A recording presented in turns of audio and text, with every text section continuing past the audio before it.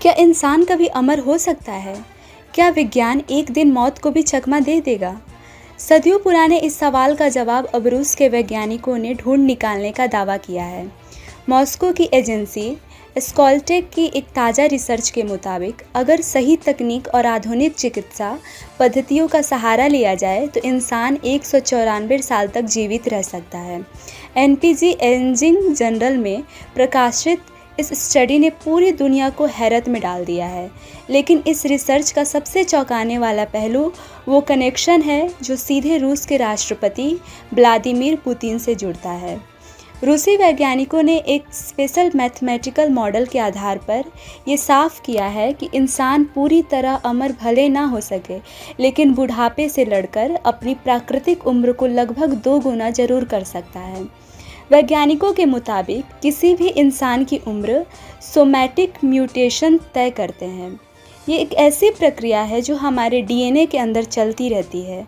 उम्र बढ़ने के साथ साथ डीएनए में टूट फूट होती है, जिसे शरीर वक्त के साथ ठीक नहीं कर पाता। कोशिकाएं कमज़ोर पड़ने लगती हैं और शरीर पर बुढ़ापा हावी होने लगता है। वैज्ञानिकों का दावा है कि अगर डीएनए के नुकसान को रोक दिया जाए, शरीर को बूढ़ा करने वाले कारणों को ख़त्म कर दिया जाए और जानलेवा बीमारियों को जड़ से मिटा दिया जाए, तो 194 साल की उम्र पाना महज एक सपना नहीं बल्कि एक हकीकत बन सकता है। इस पूरी रिसर्च का सीधा कनेक्शन राष्ट्रपति पुतिन के उस चर्चित बयान से जोड़ा जा रहा है जो चीन में एक सैन्य परेड के दौरान हॉट माइक पर लीक हो गया था।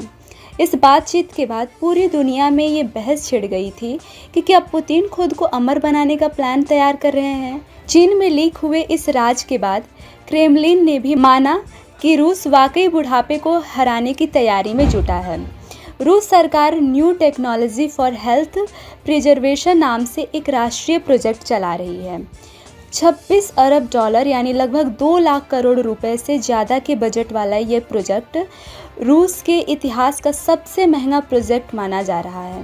इसके तहत वैज्ञानिक मुख्य रूप से 4 बड़ी तकनीकों पर दिन रात काम कर रहे हैं, जिसमें जीन थेरेपी, बायो प्रिंटिंग, जेनो ट्रांसप्लांटेशन और क्रायोथेरेपी शामिल है।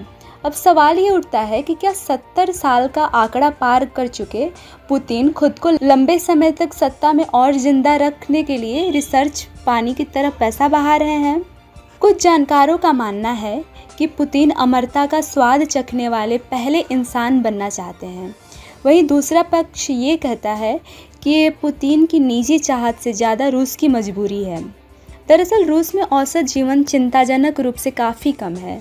साल 2024 के आंकड़ों के मुताबिक रूस में पुरुषों की औसत उम्र केवल 67 साल थी, जबकि अमेरिका में ये 74 और पश्चिमी यूरोप में 80 साल के आसपास हैं।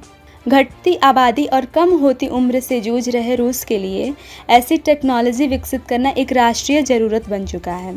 सवाल ये है कि क्या रूस की ये जीन थेरेपी इंसानी इतिहास को हमेशा के लिए बदल कर रख देगी?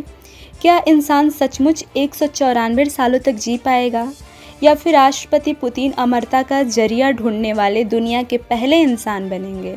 फिलहाल इस रूसी दावों और महाप्रोजेक्ट पर पूरी दुनिया की निगाहें टिकी हुई है।